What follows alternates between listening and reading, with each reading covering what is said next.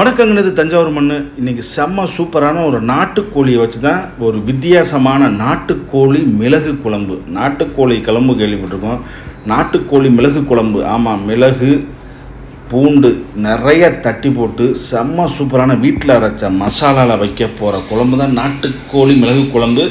இதுக்கு மசாலாஸ் ரொம்ப போடவே கிடையாது. மல்லித்தூள், மிளகாய்த்தூள், கொஞ்சோண்டு கரம் மசாலா, அவ்வளோதான்.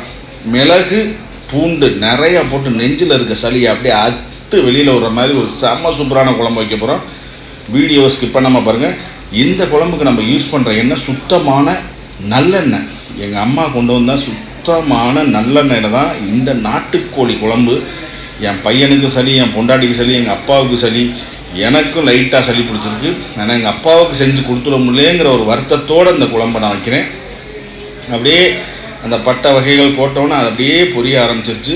அது பொரிஞ்ச உடனே தான் நம்ம வெங்காயம், சின்ன வெங்காயம் நிறைய நறுக்கி போட்டு அழகாக ஒரு 50-75 கிராம் மிளகு, ஒரு 2 பூண்டை நல்லா தட்டி அப்படியே போட்டு நல்லா வதக்கி, அதுக்கப்புறம் இந்த மசாலாவை கொட்டி, அதுக்கப்புறம் இந்த நாட்டுக்கோழியை அப்படியே வாட்டி வதக்கி, அப்படியே மஞ்சள் போட்டு குளிப்பாட்டின நாட்டுக்கோழியை நம்ம உள்ளே போட்டு அப்படியே குழம்பாக வச்சு சாரோடு சேர்த்து குடித்தாலும் சரி, நீங்கள் சாப்பிட்டாலும் சரி, அவ்வளோ சூப்பராக இருக்கும்.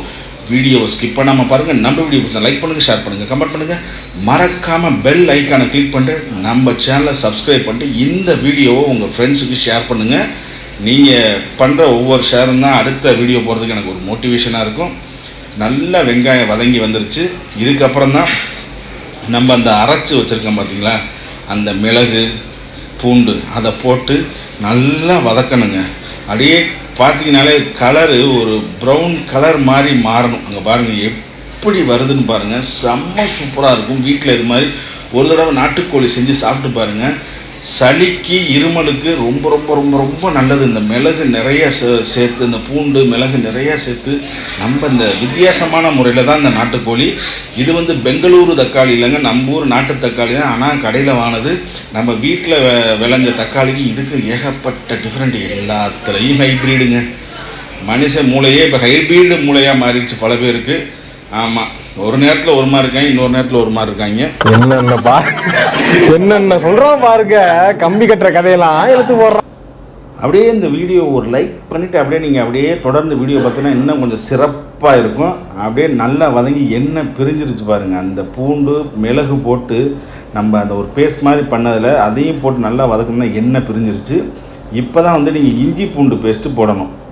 ஃபஸ்ட்டு போட்ட மிளகு அந்த பூண்டுங்கிறது வேறு. இப்போ நீங்கள் எப்போதுமே கறிக்கு ஆட் பண்ணுற அந்த இஞ்சி பூண்டு பேஸ்ட்டை போட்டு நல்லா அந்த இஞ்சி பூண்டு பேஸ்ட்டு வாடை போகிற வரைக்கும் நல்லா வதக்கிட்டு, அதுக்கப்புறம் அது குக்கராக இருக்கிறதுனால, அது அலுமினியமாக இருக்கிறதுனால கொஞ்சம் அடி பிடிக்கும்.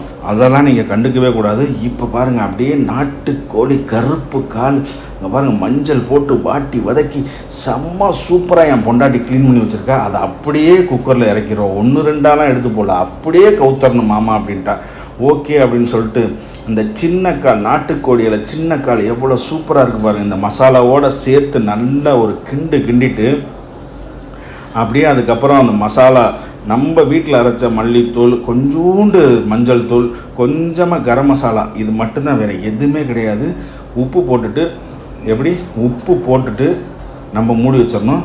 அதுக்கு முன்னாடி பாருங்கள், இந்த மசாலா போடுறதுக்கு முன்னாடியே அந்த மிளகுலேயே அந்த கோழி எப்படி வெந்து வந்திருக்கு பாருங்கள். மசாலா நம்ம எதுவுமே ஆட் பண்ணலை, மிளகுலேயே அந்த கோழி எப்படி வெந்து வந்திருக்குன்னு பாருங்கள். இந்த சாறு எடுத்து குடித்தா அவ்வளோ அல்டிமேட்டாக இருக்கும்.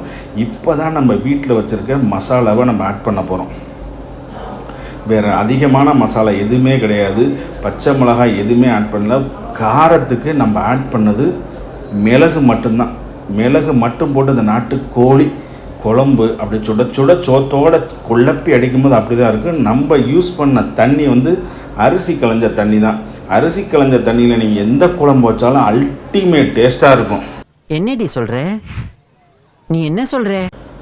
அப்படியே குக்கரை மூடி வைக்கிறதுக்கு முன்னாடி நல்லா அப்படியே ஒரு கிண்டி இப்படி ஒரு கிண்டிட்டு அப்படியே கொத்து மல்லித்தலையை அப்படியே கொட்டிட்டு அப்படியே குக்கரை மூடி வச்சிட வேண்டியதான். கிட்டத்தட்ட ஒரு 4 to 6 விசில்.